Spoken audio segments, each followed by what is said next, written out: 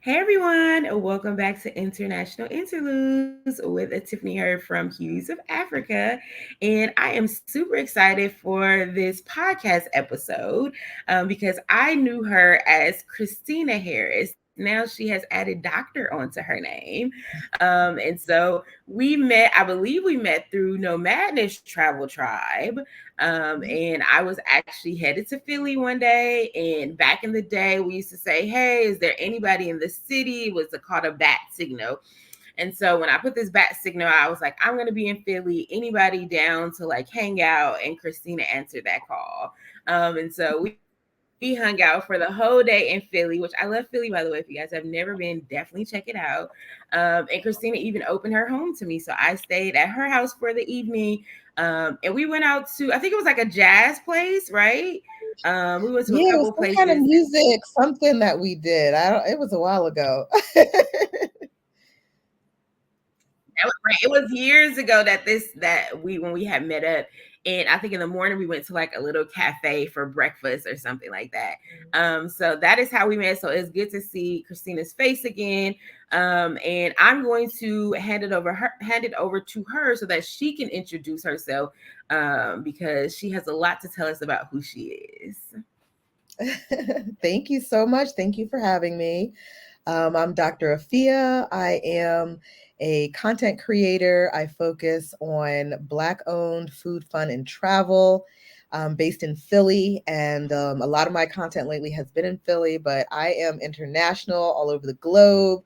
I was most recently in Colombia, and I have a trip coming up to Egypt to celebrate my birthday. I'm very excited, bringing some folks along with me, and I'm just really happy to be here.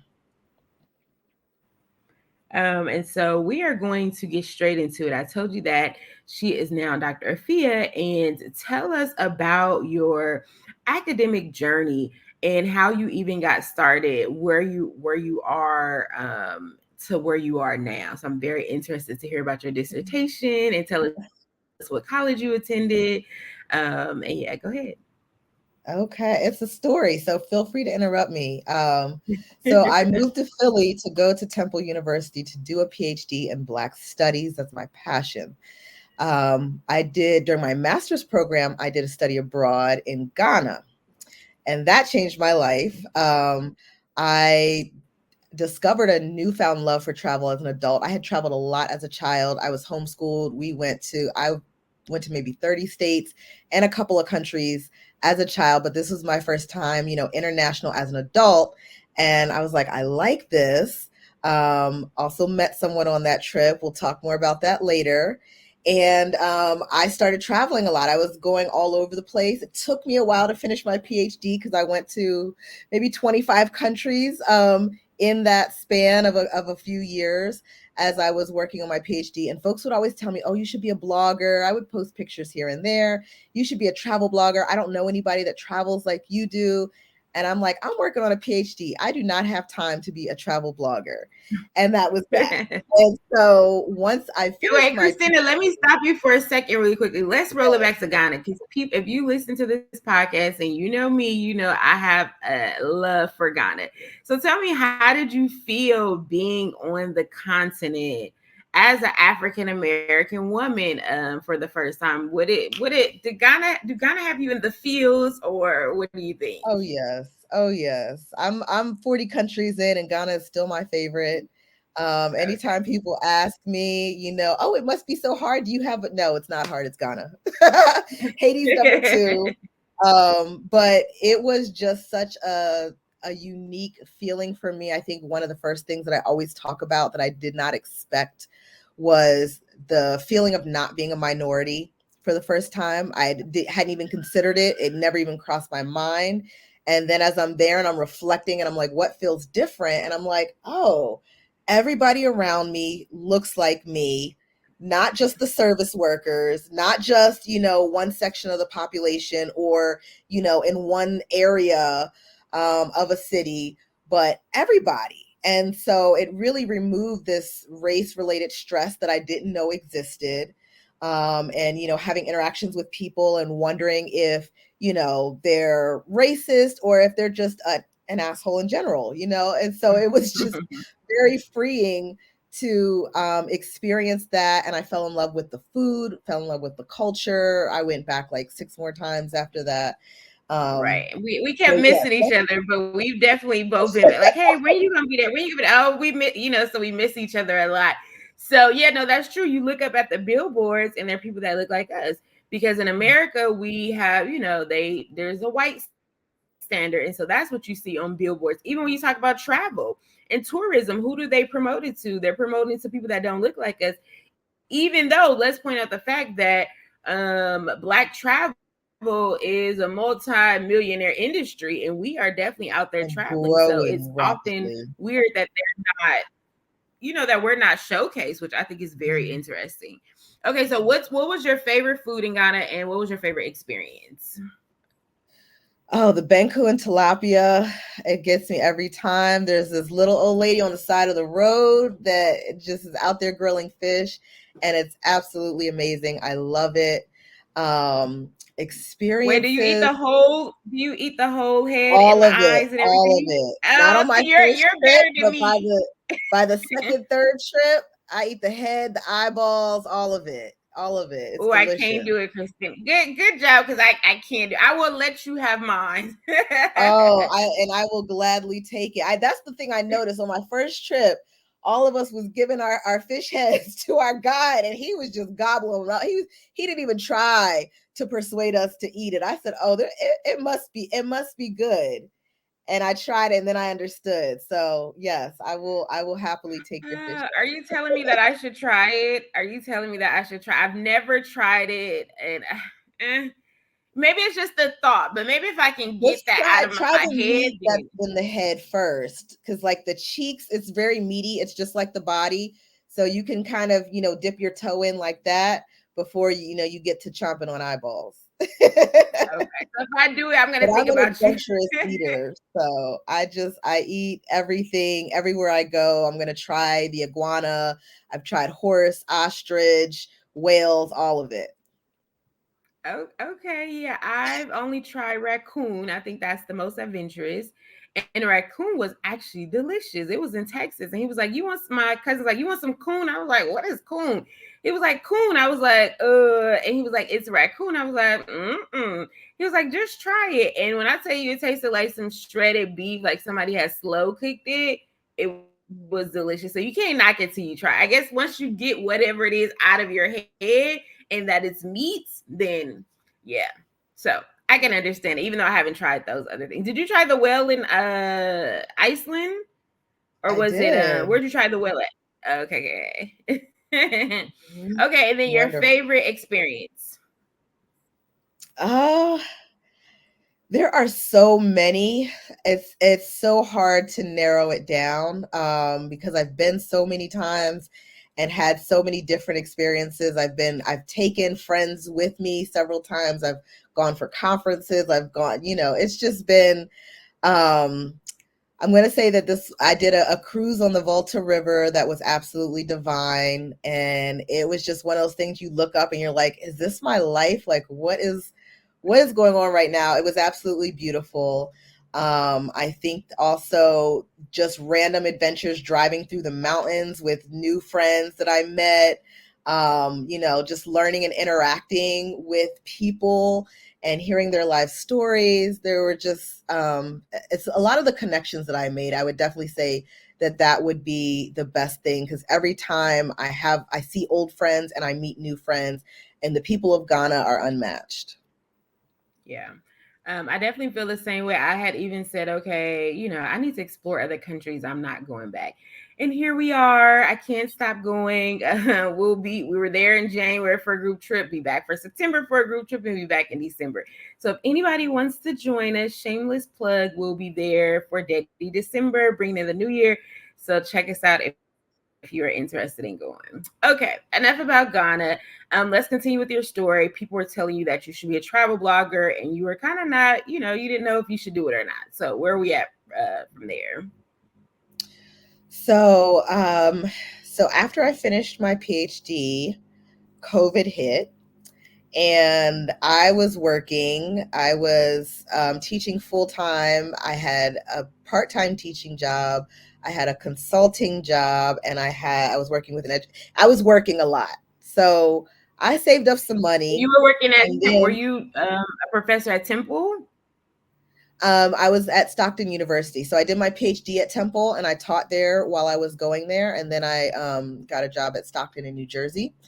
And so I decided to take an adult gap year and take a year off because I was going through it, being an extrovert, locked up all that time, and I was like, I need to get out, I need to travel. And so I did that, and this time I had Hey, more Christina, time. explain for those people that don't know what a gap year is, adult or college. Tell them what the gap year means.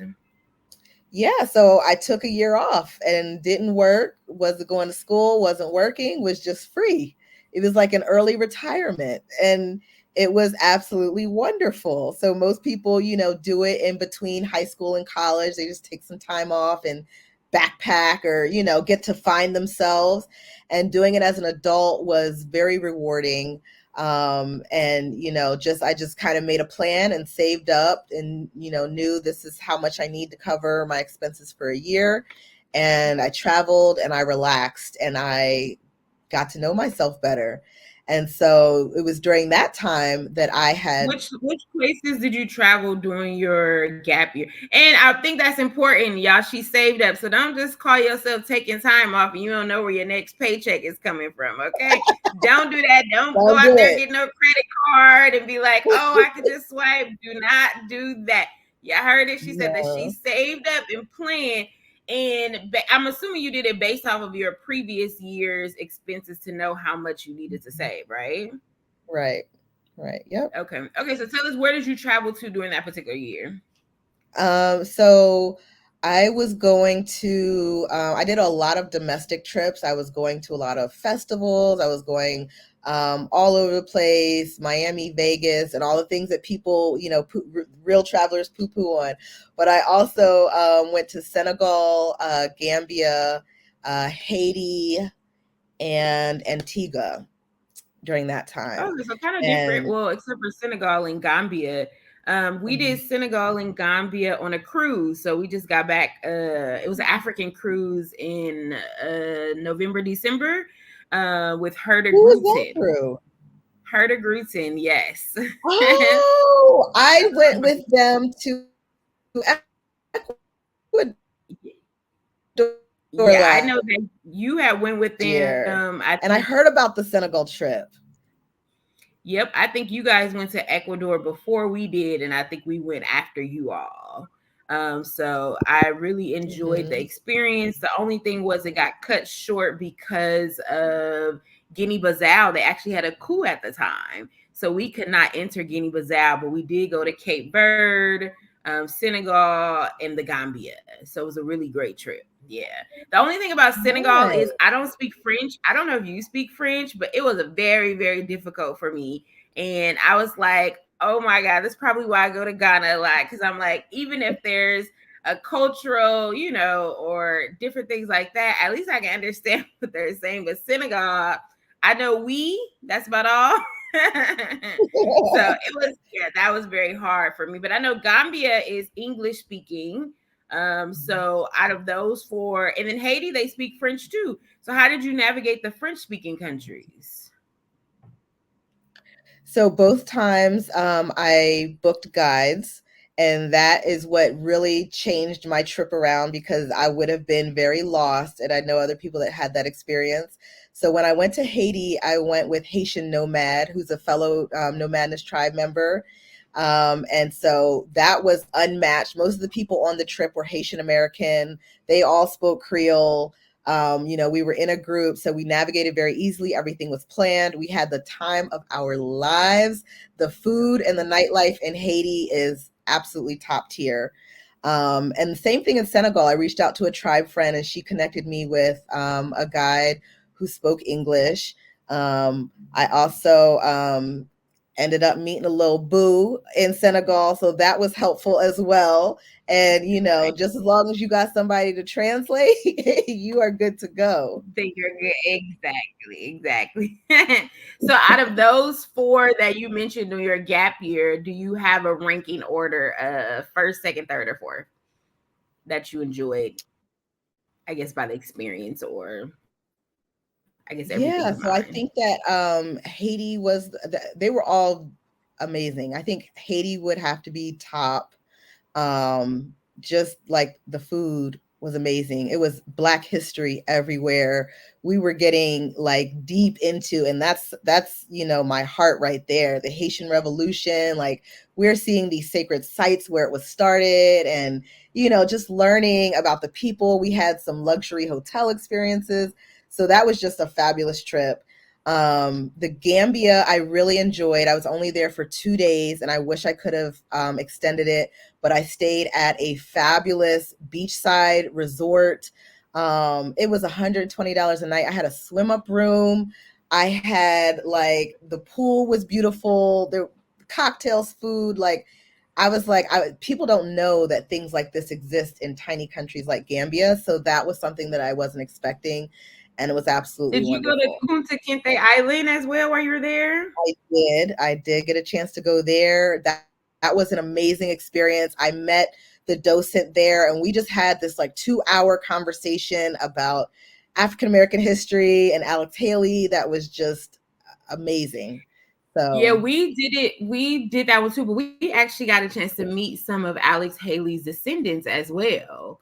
So that was really cool to meet some of the family. Unfortunately, in Senegal, my phone was stolen and my pictures were not backed up. So all of my content, we're talking about travel content, was gone for, I think it hadn't been backed up in 8 months. So all of the trip that I'm telling you about, like, exactly, look at your my heart. heart hurts for you. Oh, Exactly. When I tell you, it was oh, like somebody literally stuck a knife in my heart. If you guys are content creators, you know that your content is your life, okay? In a sense, right? And you know that your phone is your life. So not only am I in a country where I cannot speak the language, I don't have a phone, I don't have my photos. I am just devastated. oh. So it kind of ruined the trip. I guess I say I can't blame Senegal, but when things happen in a country, you're like, hey, I'm never going back to Senegal again. So I guess I may have to try it again because this wonderful cruise I told you about, which was interesting because it was a bunch of travel writers. And although I have a blog, I'm more of, creating content on Instagram, YouTube. So that was going to be from my perspective, right? And I think it would have been really great because even on YouTube, I haven't seen a lot about Herzegovina nor about African cruises. So I think it would have been great. So this is another thing. If you guys are listening and you guys are in content creation, make sure you back up your phone, because technically sometimes your content can be your livelihood. So definitely Yeah. that is a point. Back Oh my everything up, goodness. triple check all of it. Make sure that you do that. But yeah, so we went to the Gambia, and like I said, Senegal. Did you do the lion walk in Senegal? I did. I did. Yeah, And I did the that was cool. crocodiles and the monkeys in Gambia. Did you do those? No, I didn't do those. So what did you do Ooh, with the crocodiles? girl, it was a crocodile pool. You walk back, there's a little museum. It's real nice. You learn all about Gambia fighting in the World War and all this. You go back some more, and there's a big pool with 100 crocodiles. Oh wow. And I was like, did I miss the safety briefing? They didn't tell us anything. Like there's a safety briefing with the lions. They were just like, oh yeah, just don't touch their heads and go ahead, take your pictures. So You're we were like, just out there chilling with the crocodiles, taking pictures. Like I'm sitting right on top of one, not like sitting, but crouched on top of one, and got my photos, and then I got out. I was like, I don't know how are this you like? works. They say we just respect the crocodiles and they respect us. That well, I did that one, but it wasn't a pond. It was just one crocodile, but that was in Ghana.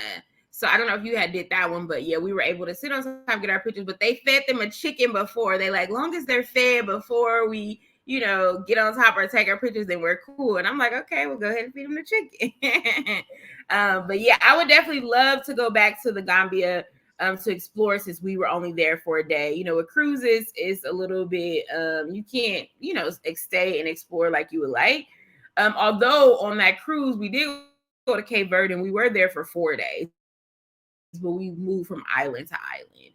And this is random, but yeah, if you guys ever go to Cape Verde, Christine, I don't know if you've ever been before, but when I tell you Cape Verde is beautiful, it reminds you of, well, actually, it is comprised of islands. It doesn't look, I don't, and you've been to Africa, many countries, and I say it like it doesn't remind me of Africa, if that makes sense. So you have to go see it to see exactly what I'm talking about. When I say but black sand beaches, the history, the culture, like, yeah, you definitely got to put on your list to go.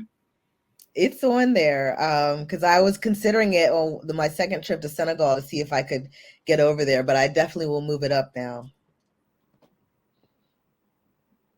Yeah. Okay, so let's get back to the content creation. So now you're in content creator mode, but when did you start and when did your channel begin to take off? And what was that kind of pivot that you experienced Mhm. for those that are Yes. trying to grow their channels? So that's so basically when I was doing my gap year, I had a lot more time.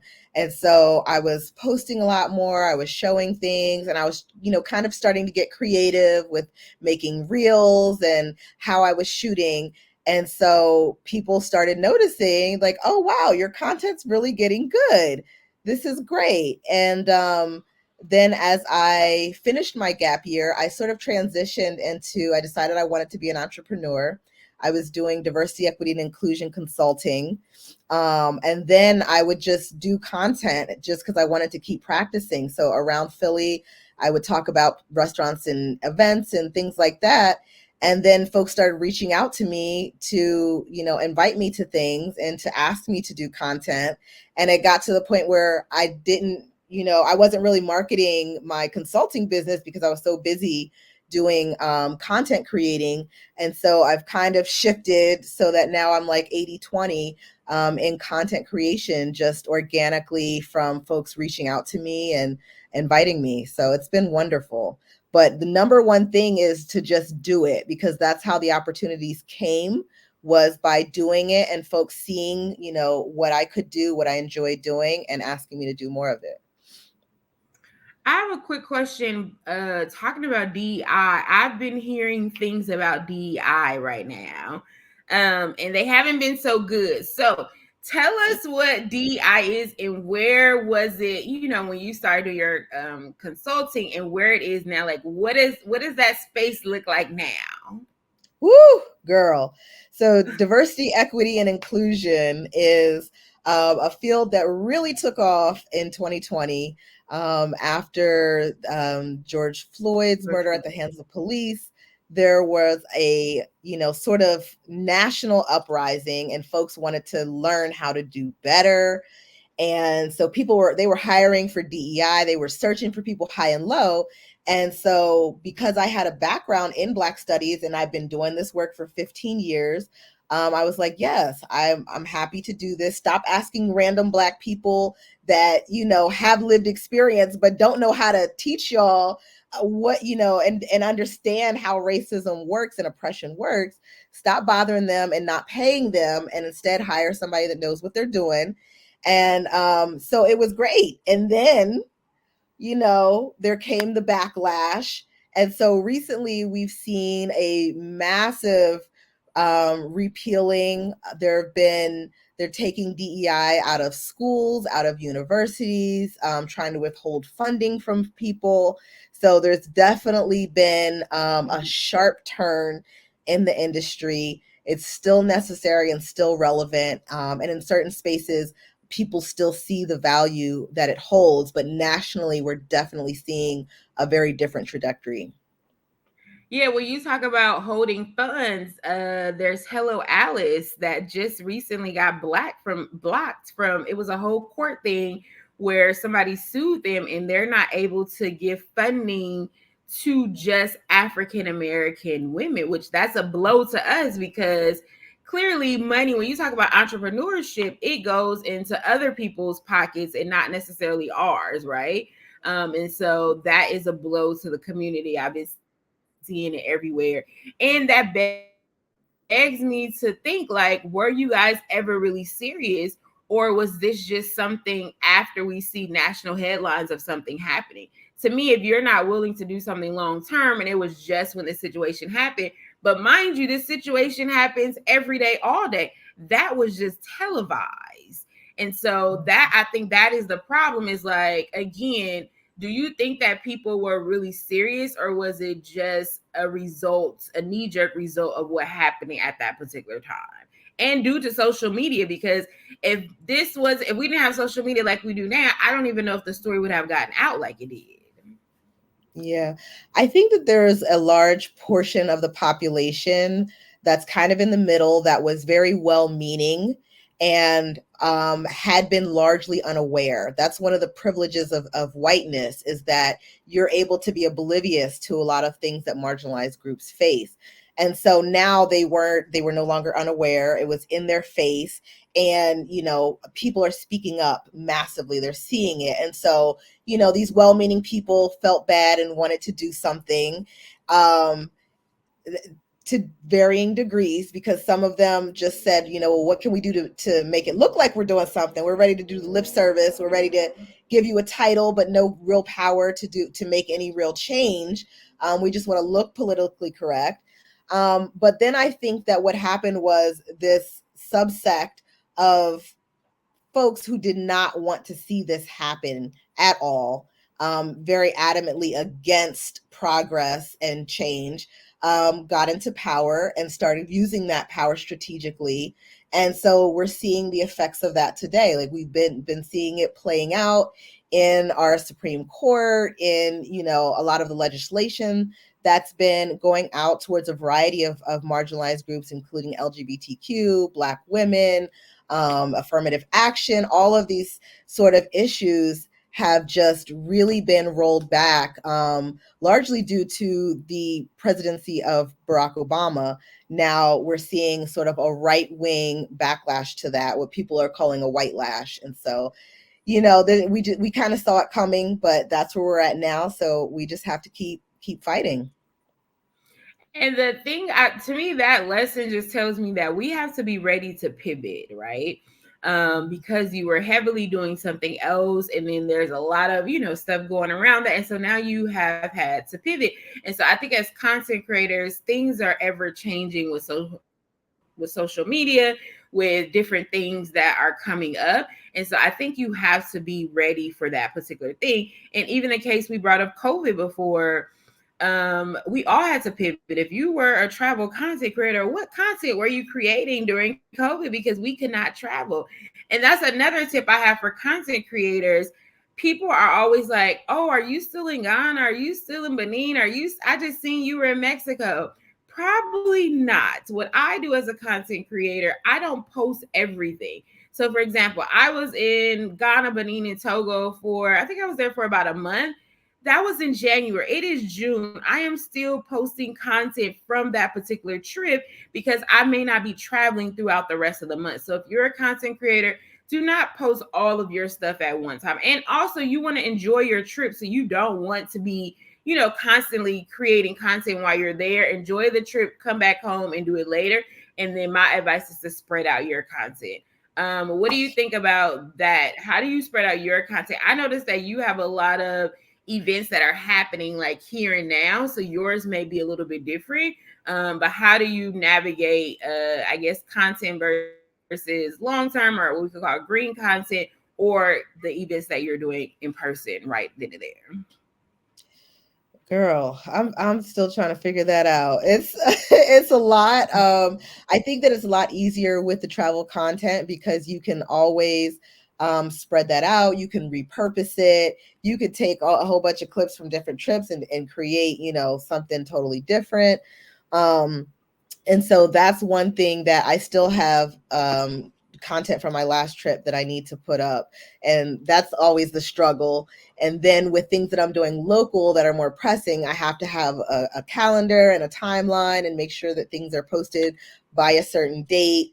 but still always holding on to that content, because now I'm seeing, since I've been doing this for a little while, I'm seeing how useful things from last year are now that Juneteenth is coming around again. I'm getting a lot of people reaching out to me, and I'm able to repurpose some of that content from last year to use it to promo things that are going on, that are coming up, and to, get new contracts and get, folks that's willing to pay me for this content. So yes to all of that. I think the other thing you talk about is repurpose. So for me, I'll take, like, let's say I'll do a random video, right? Maybe never use it for anything. And last night I was like scrolling, like, okay, what could I post? And I saw this picture of me in Cancun.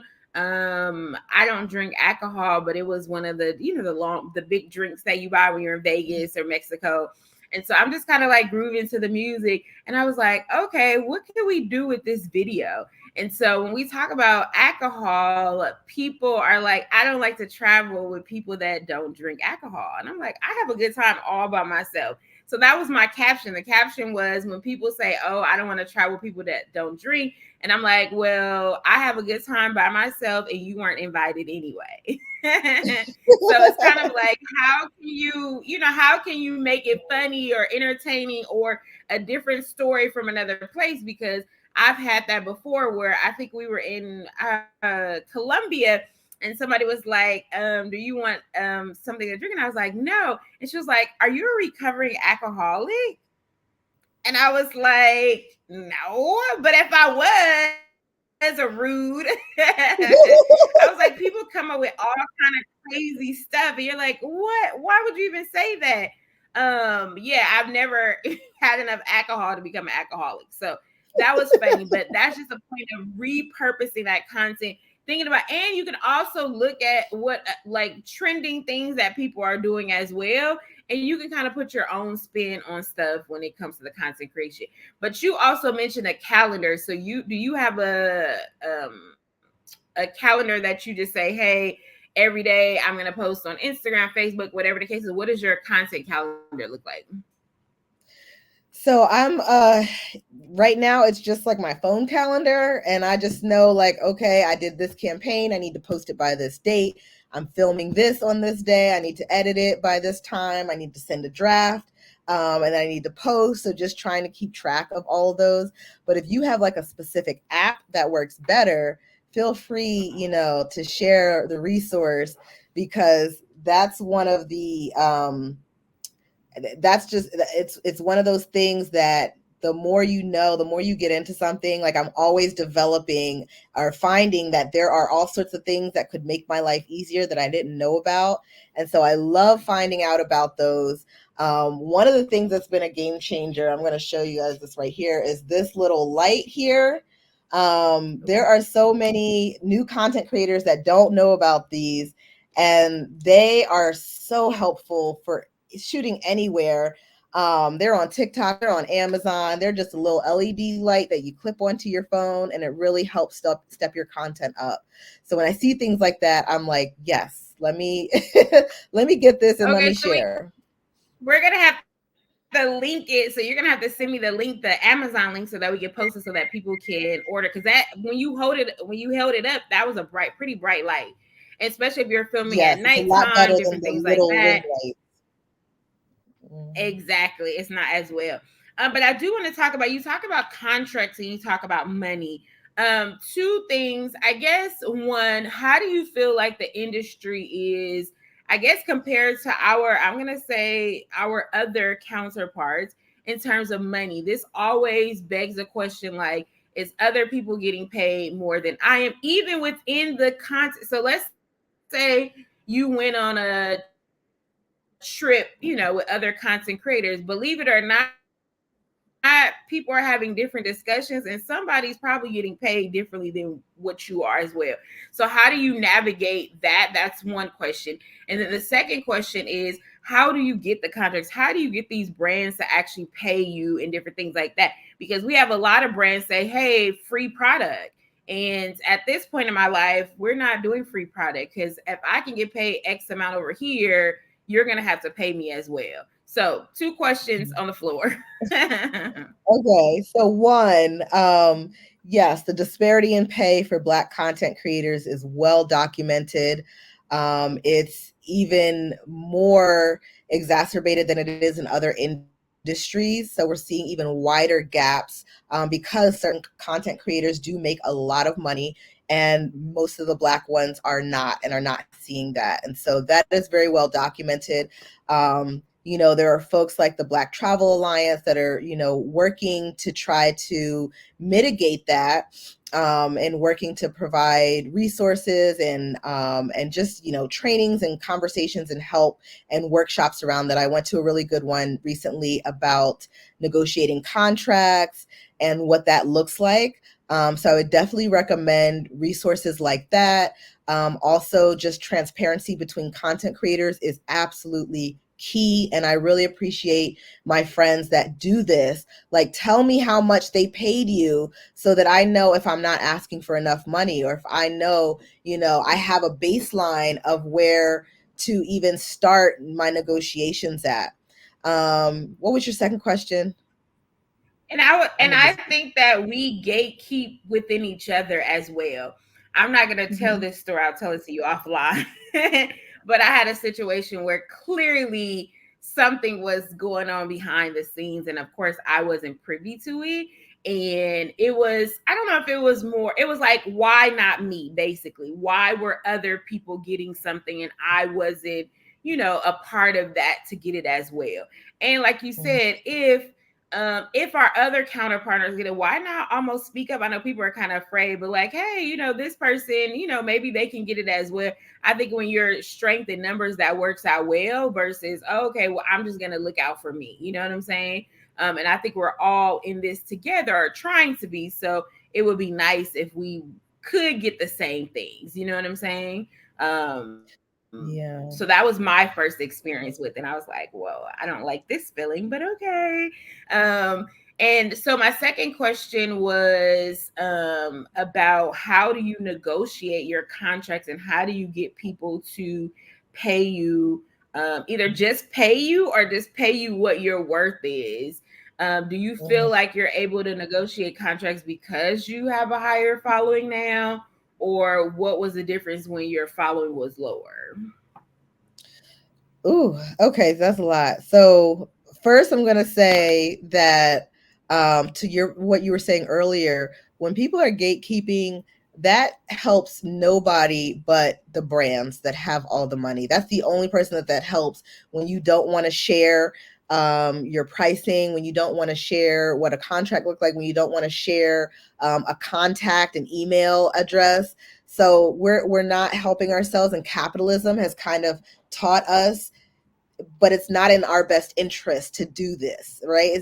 This is how these systems of oppression work, the same way that racism does not benefit the majority of white people, but they are taught that it will. They believe that somehow it will, and it really doesn't. It's hurting everybody except the uber rich. Same thing with the content creators. We got to share. So that's one thing that I am very open about. And as I'm learning more, I'm trying to be intentional about sharing with newer content creators, mentoring them, offering them opportunities, inviting them to different press events and things like that, letting them know this is how you get on the PR person's email list. Secondly, how I started being able to get contracts and negotiate and things like that, was one by talking with other creators, finding the ones who are willing to share. And also, I bought a master class. There are a ton of master classes out there. So it took me a long time, because especially during the pandemic, that was everybody's pivot. They had a master class. And so I looked for a long time, and I did one through Sidewalker Daily. It was a media kit and more masterclass. And so it really helped me revamp my media kit. They went over how to find people. They had a pitching playbook, how to pitch, because pitching is really key. Sitting there waiting for things to come to you, that only so many is going to come, and they're not going to be aligned. It's just, I'm getting stuff from people with gummies and exercise bikes and political campaigns. That is not my niche, right? So I have to pitch to the ones that I know align with me. And so this course was really helpful in helping me to have the foundations that I needed to know, what I was doing and how to navigate through there. So, definitely something that I would recommend.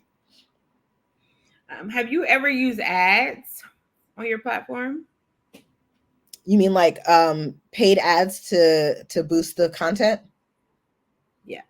I have not. I haven't done it. I'm afraid that if I start, that they're gonna want me to keep doing it. So I haven't, but I know a lot of people that do. Um, and for certain businesses, it can be really helpful. I have a lot of friends in events or friends that are selling their own master class that have used ads, and it's been really beneficial to their business. So at one point, I might have to revisit that. Is that something that you Yes. do? So I have two Instagram pages. I have the travel page and I have my books and stuff. Or actually, technically, it's my company page, which is Hues of Africa. And under Hues of Africa is my group trips and my books. And so for that particular page, I have used the ads. And when the ads are on, it's working wonderful. And when they're not on, I definitely feel like there is some type of like shadow banning because they're not showing it to as many people because they want you to continuously use the ads. So I think you have to be, like I said, it can work and it's for business. So, but I guess you have to be cautious at the same time. So I'm afraid to use it for my travel page because that has been the most organic page. So that is something to think about, but the options are definitely out there. So I'm glad to see that your channel grew organically. And how do you grow your channel? What was the thing that you felt like started it to make it grow? Um, so I think that um, one, I just really started being intentional about my editing. And so, I got the CapCut Pro. I started, learning how to do transitions and just to make it look more polished. Um, and then I started sharing. One of the things that I realized is that you need to put out content that is relatable and shareable. And so, one of the biggest ways that I've seen growth is through using a call to action that tells people to save and to share. And it's really that simple, and they do it. It's in all my captions. Every single one of my captions is going to say save and share. And when it's good content that I know people are interested in, they're going to do that.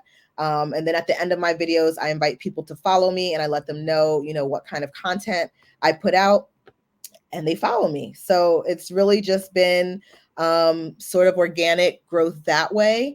And I will say that it's a lot easier doing a lot of the local things that I do as opposed to the travel stuff because there is a very specific market for travel. And so the fact that I kind of have some overlap helps to pull people in, that direction as well. So And but I it's mean, all so I was go like, you're ahead. essentially like the go person for like Philly activities or kind of neighboring cities as well. And so I definitely think that is definitely a good way to grow because people want to know what's going on in the city. What can I do? Where can I go? And if you're that person, they're constantly, looking at your page like, hey, let me follow her and see what I'm doing this weekend. Mhm. And then Christina also changes her hair, her outfits are really cute. So I think all of that kind of goes together for these particular events. Okay, so any last words about content creation? And then we're gonna go into dating, which everybody loves to talk about. So any last words for content creation or any advice? Um, I would just say that if you're a new content creator, find a mentor, find your tribe, get your people. I have people that some of them I haven't even met, but we've connected online and we share. We meet. We talk about what's working. We talk about any resources that we found that are helpful, and so that's the whole thing. Like we all know that we go further together. Absolutely. And I always give the advice of almost like an accountability partner. Find somebody in your niche that you can go back and forth with. Like you said, or if you have an issue with a brand, like, hey, girl, what should I do? Tell me how should I navigate this situation? Just somebody to bounce ideas off of. So I think that's definitely great advice to find those people that are in your niche and collaborate. I think collaborate in partnership, because people always want to collaborate upwards, but it's like, no, who is right there with you that you can collaborate with as well? So I definitely think that's good advice. And Okay, even smaller platforms so also, because sorry, there's a lag. I'm just real quick. One of the things that I found was that a lot of smaller platforms have amazing engagement. And so it's not so much about how many followers you have, but what kind of engagement that you are getting. And so that's one of the things that I was doing. Even when my numbers weren't where they are now, my engagement was sometimes even higher. And that's the real selling part. That's the part that's important. So definitely looking exactly. to collaborate with smaller creators as well. And two, like you said, what does the influence look like, even if I only have X amount? Because my Instagram is not that huge at all. I think I only have like 5,000, right? And I know Christina has grown to, I think you, but how many people you at now? 40,000. Okay, so see, you're at 40,000. I'm 5,000. She's 40,000. But I have a lot of influence in my space. And remember, influence and money does not equate to your likes, right? I say this all the time. I've got, and not even necessarily travel stuff, but I'm making the most money that I've ever made in my life. And I say sometimes people want to grow fast on social media, but you have to remember that sometimes your social media leads to other opportunities. So I want people to remember that yes, you can get money from social media. Don't get me wrong. We just talked about Dr. Afia getting contracts and stuff like that. But remember that social media can be used in other ways as well. So make it work for you or for your niche and different things like that. But yeah, I think people, I've been around for years. So I think people just know who I am. And so that works in my favor, because if I post something about a hotel or Airbnb, somebody's coming back to me telling me, hey, I use your recommendation. And that's what you call influence.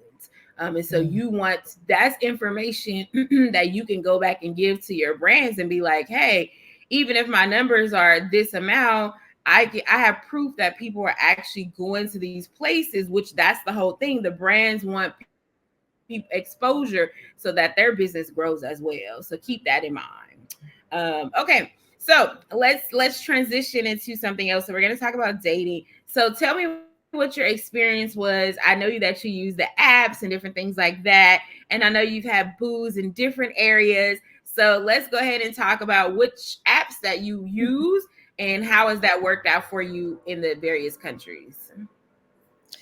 So, as far as apps, the one I haven't used them recently, but the one that was my go-to was Tinder. And that was just, I would land and I would turn it on, and it was like a roulette wheel and see where the night took me. And, of course, being mindful to also be safe in these spaces. I I just as a person, I feel a lot of times more safe in other countries than I do here. So that's the first part, but just, still maintaining common sense and letting people know where you're going and what you're doing. But I remember one time I was in Barbados, I want to say, I think. And that was actually my only solo trip. I've only done one solo trip just because I wanted to see what it was like. People always want to travel with me. And I was like, I keep hearing about the solo thing. So I want to do it. I want to try it. And it was fun, but not my preference. So I had swiped and, met somebody, and they were having like a party. So I was like, oh, okay, I'm going to come out. I don't want to come by myself. So I actually put out a bat signal in No Madness and found somebody else that was there. And so she ended up coming with me. We crashed this party and just had a blast, had the time of our lives. And she thought that he was a friend of a friend. She didn't know that it was somebody that I just that I just swiped Yeah. and met. And he thought that she was my sister, and he didn't know that I just met her that day. So I was just like, you know what? I'm just trying to make sure that I'm safe. But we had so much fun. And Like it just really made the experience. That's one of the things that I really love, is that meeting people and interacting with them on a personal level really makes the experience of traveling for me, whether it's platonic, whether it's romantic, whatever it is. So that's what I really love about it. So I'm glad you mentioned solo travel. So I'm a huge solo traveler. And then of Hmm. course I told you I also host group trips, right? So I'm glad that you took your solo trip. I say that everybody needs to take at least one solo trip, try it out, see if you like it. Although you said you had fun, you prefer to travel with other people, but the point is you actually tried it. And I'm glad that you had a good time. And that's the thing about traveling solo. I feel like you get to meet so many wonderful people. If you were with a group, you may not have met the young lady from No Madness because you already have your crew with you. You know what I'm saying? So I think solo travel allows you to meet more people, which contrary to what people believe, people think that you're always solo and you're always by yourself. And for me, it's been the exact opposite because I'm like, hey, girl, let's go out. What you want to do? And then that's another way, if you want, like you said, you wanted to go out at nighttime and you didn't necessarily know this guy. So you still had some type of like, protection, sisterhood, whatever, and so that was cool. So I'm glad that you went out and had a good time. So tell me about what was one of your best, I guess, dates abroad. Ooh. Oh man. Best dates abroad. I have a worse story. I'm going to hold on to that one because there was definitely a worst. That Well, you want to start off with best. the worst? Oh, let me start off with the worst. So, um, there was the first time I went to Senegal. I stayed at the Radisson Blue, which is a gorgeous, gorgeous luxury hotel.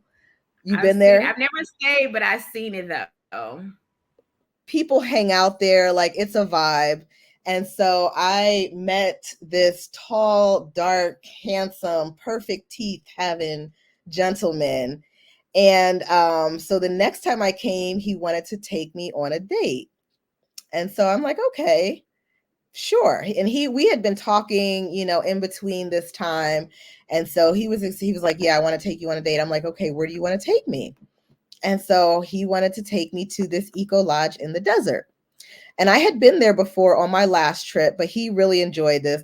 This place is like out in the middle of nowhere. Like you have to take it's like 2 hours outside of the city, right? And it's not a straight, you don't just go buy a bus and get there. You have to use their shared transportation, book a car, and speak Wolof or French, right? So I go out there and then we get there and he's like telling me how much it's gonna cost. And I'm just like, that sounds like a you problem, Hey, sir. right. You asked me on a date and you picked where we were going on the date. I had no input on this. So, make a long story short, he was a little bit of a grifter. He wanted to hang out and have a good time, and he also thought that he was going to get some goodies, but absolutely not. And so in that space though, I realized that I wasn't as safe as I should have been, and things could have really gone left. So I definitely learned a lesson from that because we were out in the middle of nowhere. If I decided that I, was over this, like I literally would not have known how to get back to the city. Luckily, I had a friend that I met before that worked there. And so I was in contact and, let people know where I was at and what was going on. But I'm like, I probably should have stayed in the city and not, just gone off somewhere. Even though I knew him, I felt comfortable because we had been talking for a little while. This was still our first date. And so, it was just, he was really trying it. And I was like, absolutely not. And, we had a very uncomfortable conversation the next day. And that was that. And that's the other thing too. This is a side note. I also feel like guys, when it comes to dating, I don't even think they understand that. Let's say whether or not you were going to give up the goodies or not. I think what guys don't understand is that before we even get to that point, there has to be a lot of stuff before we get to that point for women. I think guys are just ready to have sex, whereas women, we're like, what is the build up towards that? You know what I'm saying? And so him not even wanting to pay for the day, you're like already turned off. You know what I'm saying? And so advice to men, before you get to that point, can we make sure that everything else is in a row? And maybe we'll think about it. We could say yes or no, but that would probably help. I'm pretty sure you were definitely turned off when he was like, so, about the cost and the price. You're like, if you invited me on a date, then you're supposed to pay. And so that's the other thing about international dating too. We have to, I guess, sometimes we assume things, like we assume, like, in America, like, okay, the guy's gonna pay. But in different countries, we may have to ask that question. So are you paying, like, directly right out so we can discover Girl, what the you know, situation how that, and that's the thing. Like in America, I might have asked, or I might not have been surprised at a 50-50. What African man is taking you on a date and asking you to pay or split the date? That's not a thing. That is not cultural at all. And he tried to say that. I said, sir, absolutely not.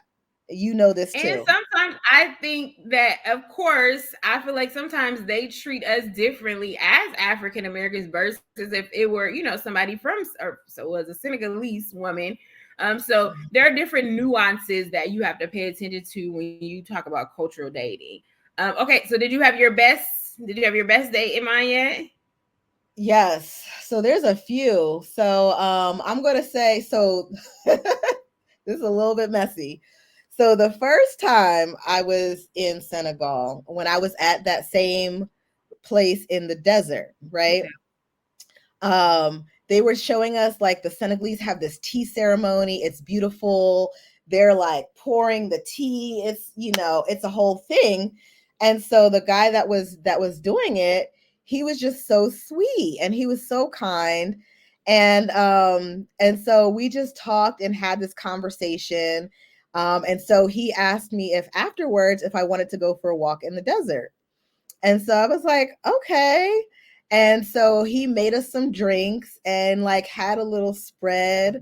We went out up on the dunes in the desert. It was pitch black. The stars looked amazing. And we just had the most beautiful, beautiful conversation, and really just sort of bonded that night. And it was just one of those once in a lifetime opportunities that was absolutely beautiful. So when old dude did what he did, I called my friend up and I said, "Listen, I'm in town. What you doing?" And so I just took my little self over and went and saw him. And your buddy was a little upset about that, but oh well. That's the thing about consent; like it can be revoked just as At easily any as it given is moment. given. And that's the important things that men need to understand and respect. That is very, very true. But that's funny how you dipped out on him. But you're right. Like, if you would have acted right in the beginning, then maybe I wouldn't even had to do that. So that is hilarious. Okay, so let's move over to we're headed back to Ghana again. So tell us about who you met in Ghana and how did that progress and where are you guys now? So I when I was in Ghana, at Labadi Beach, there was this man Everybody knows jogging Labadi. down the beach If you've been to Ghana, then you know Labadi Beach. Like, that's the hangout on a spot. Sunday. Have really good food. Everybody's there, just having a good time. So go to Labadi Beach if you've never been. Yes, yes, especially on a Sunday. Everybody's going to be there. It's the place to see and be seen. And yeah, so this man's jogging by. Well, first his brother was jogging by. His brother went and got him, and then they jogged back by again. They both had 8 packs. Like it was rippling. The sun was rippling off of their bodies, and they invited us to the club that night. And so, long story short, we ended up being in a relationship while I was there for my study abroad. And then And you were, on how long were you subsequent, there for study abroad? I was there for, it was for the summer. So it was like Okay. 2, 3 months. Um, so subsequent trips, in my mind, he was just, my boyfriend in Ghana, and that was it. He wanted something a little bit more serious, and so he ended up proposing to me, and I said yes. And at this point, I realized that, I don't know this man well enough, but I do like him. And I know that he is a good person. I know that he is decent and he's kind. And that has not been my experience thus far with folks that I've dated. And so we ended up doing the whole 90-day fiance thing. And he came and we got married. And And the wait, let me pause. The wedding was beautiful, y'all. Just to let you know, beautiful.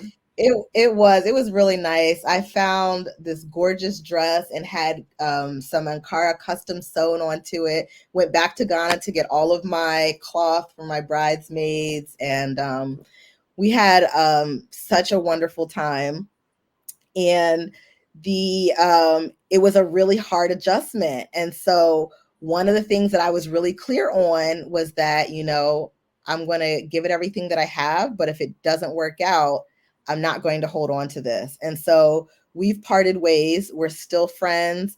We still talk here and there, but ultimately it just didn't work out. But it was an experience that I feel like was necessary for me in my growth and development.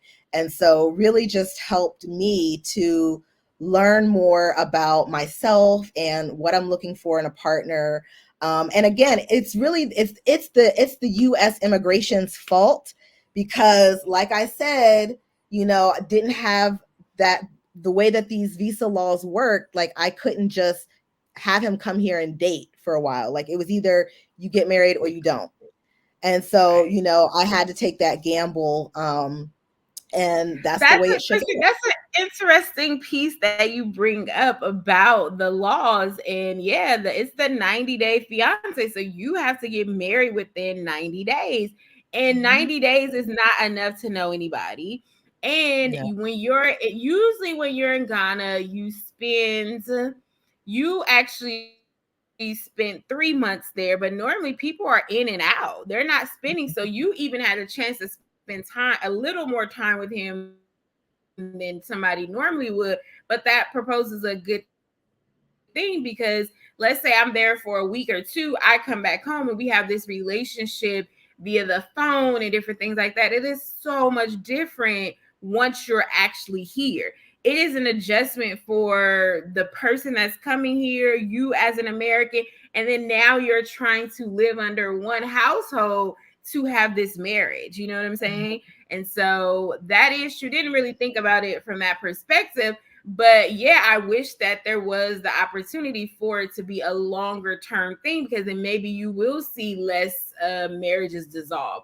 So do you feel like if you had more time to spend with him, that you would have ultimately said no? I think that I would have realized that we weren't quite as aligned. So there were several things. Like, so I did, I made several trips. I was very cognizant. I was like, listen, when I'm here, I'm on vacation mode. We're having a good time. We're chilling. This is not normal life. We're not having to deal with bills and with, real life issues at all, splitting household responsibility. We're not having to deal with any of that. So this is not a good representative of what living life together would be like. So I was very aware of that. And, just kind of made a mental note that, this is something that I got to kind of figure out. Um, and then also we had a religious difference, because he was Muslim and I was Christian. So we didn't have marriage counseling, which I, really wanted to do. We found a little book, and like, it was like all these questions that you're supposed to ask before you get married. And that was my first clue that I was like, ooh, okay. There's a few things here. Now that we go, it was like 300 questions in the book. Like, now that we've gone through this, there's going to be some challenges. Let's see how it shakes out.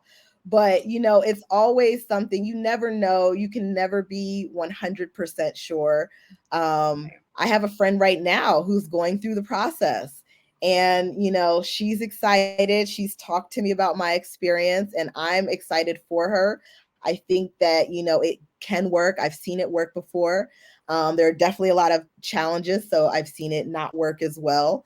And, as long as you take care of yourself and keep yourself in a healthy space where you're going to be okay, go for it.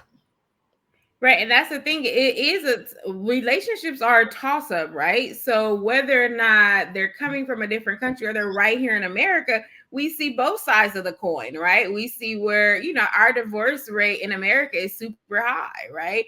And we see on the opposite end where there may be a situation and it's a foreigner. So honestly, you never know, and I think sometimes you just have to take a chance on love. And like you said, if it works out, it works out, and if it doesn't, it doesn't. So being that this happened once, I guess, are you still open to dating outside of the country? And would you say yes again if it ever came up? So funny that you asked that. Actually, yes. I was in another relationship after that. I met somebody in Senegal, a different person than the ones I told you about. And we listen, anyway, Senegal is, you got a lot of stories from Senegal. Wait, how many I times were you in do Senegal? twice. Okay, okay, okay. Hmm. So yeah, so I ended up meeting somebody, and we had an absolutely beautiful relationship. Like, we connected on such a deeper level than I ever did with my ex-husband. We would have the most amazing conversations. We had so much chemistry, but I realized that we were not compatible. And I knew the difference between the two because I had that experience. And so I knew what questions to ask. I knew, sort of what things to look out for. And ultimately, we just kind of wanted different things and were in some different places in life. And so we ended up making the mutual decision to let the relationship go. But it was a once in a lifetime. I wouldn't change it for anything. And so having that, that experience from my past and having that knowledge and being able to see that, I think really was very, very helpful. So of course, yes, I would continue to just take the lessons that I've learned and continue to navigate and continue to do better and have better. And two, I guess it begs the question that sometimes we have to let things go in order to move forward. And so this experience was even better than the last experience. And so you hope the next time that it's even better than that last experience. So you just kind of continue to grow within these particular relationships. And so I think that's important to let people know that as I guess African American solo travelers are within a group, that it is okay to go out there and date. And like you said, having those conversations, what ultimately do we want? Do I want kids and you don't? Are we of a different religion? Can we make it work? You have some people that make it work, and you have some people that it just doesn't like, especially if maybe, religion is a huge part of your life. You know what I'm saying? And this person believes something else, or, it just may not work out. But having those questions before you move further is very important. So I'm glad that you were able to kind of, like you said, discover those things.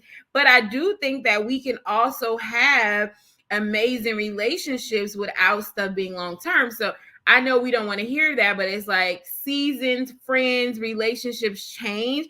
And I think that's the hard part, because sometimes we hold on to stuff longer than we should, because like you said, it was amazing. Like that feeling of being amazing and being able to talk and have conversations, like that is a wonderful feeling. And so you want to hold on to that as long as possible. But when do we decide to let go? you know and so I think that's very important when it comes to dating and relationships. So this has been a wonderful conversation. But before we get out of here, what is your last piece of advice about dating abroad? And two, while you're closing this out, tell us about, did you see a lot of cultural differences? Because we may look the same, right? African American, but we are from the diaspora and they are from the continent. And I don't know if you've dated people outside of, I guess, the continent or other places, but did you see a lot of cultural differences? And if so, what were some of those? And then last advice that you want to give to people. Sorry, I have such loaded questions, Christina. There were so many cultural differences. I would just learn new ones all the time, even as somebody that was really familiar, more than most African Americans, I would say, because of my academic background, because of all of my travels, was much more familiar than most African Americans. But there were so many different things that we just, living in a house together, did things different. Some of them were funny, some of them were cute. Some of them, there weren't any that were really caused too many issues, but it was just, a learning. It was definitely a big learning curve. And I got to the point where I was like, this would be so much easier if I was dating an American. Like, that is just one big piece that you add to a relationship, that I hadn't had to navigate beforehand. But it was also beautiful in some ways, learning different things. And just make sure that y'all get one that can cook, because mine couldn't. That was the no right there. Don't get one that can't cook. Right, because some of these guys know how to cook very, very well, okay? And that food be good. And if you A ain't got to lot, worry about yes, cooking, yes, get you yes, one that, yes, that knows how to that's cook, a because good the piece of food advice. is amazing. Right. And you don't want, because this man was sitting here about to starve because I didn't know how to make what he wanted. So if you don't know how to make it and I don't know how to make it, I don't know what's Then going we to in happen. and some African men are not as open to trying other foods. They want their food, right? You have some Hmm. that are very open, but then you have some that are like, no, where's my fufu? Where's my, jollof rice? Where's my banku? All these type of things. So I never really thought about it like that, but now that you say that, yes, it would be nice if they knew how to cook because the food is good. Yeah. So yeah, I would just say in closing, one of the things that I hear a lot of people saying, and I'm sure you've heard this as well, is that, you got to watch out because they just want a green card. And I get really tired of that narrative because, for one, I was trying to get his passport also. That was a big thing because I traveled to Africa a lot, and not having to have that to get those visas would have been very helpful. that So That's it a was good that's definitely. a good point. And I say that's a good point because I literally released a YouTube video yesterday about crossing borders. And crossing borders is ridiculous. And like you said, getting Mhm. a visa for every country, that if it's just literally driving across the border and there's a headache with the border and the visa and all of Girl, this kind of stuff. Yeah, so that I makes a did good that point, Togo right? border crossing. I know exactly what you're talking about. I was like, what is going? I end up have to pay extra. So check that video out so y'all can hear my stories about what happened at the border. And we not Girl, I only got have my issues, laptop stolen everybody at have. the border You had your laptop stolen? by the police. Wait, how Yes. did that? Wait, It okay. was a long story, but anyway. Okay. See now that would piss me off. Mind you, I was mad about my phone stolen, but you have authorities that are stealing. Oh Lord, that's okay. That's a story for another day. We've already been on here for a long time. Yeah. Just But yeah, watch your no, that's a bags, good. whatever you do, watch your bags, even when it's the police. Keep your valuables in eyesight, and you'll be okay. But yeah, I think that when we're interacting with people that are outside of our country, outside of our nationality, I think that it's definitely attractive that we're American. And so sometimes it's hard to navigate that. Like, am I being fetishized? Am I, this or that? But I think that I take that with a grain of salt, in the same way that certain things are attractive to me. There's certain accents that are real attractive. There's certain heights and Accent, certain right? complexions and certain things. And so we all have these things that make people more attractive. If I'm meeting twin brothers and one of them is a CEO of a Fortune 500 company and one of them is the maintenance man, I might be more attracted to the one, right? Because it just makes life easier and it's one less thing you have to worry about. So I think that there's this narrative that pushes that that's all that people want. And that's absolutely not the case. It can make you more attractive. It can make you not as attractive. But again, discernment is the key in everything that you do. Always just use discernment.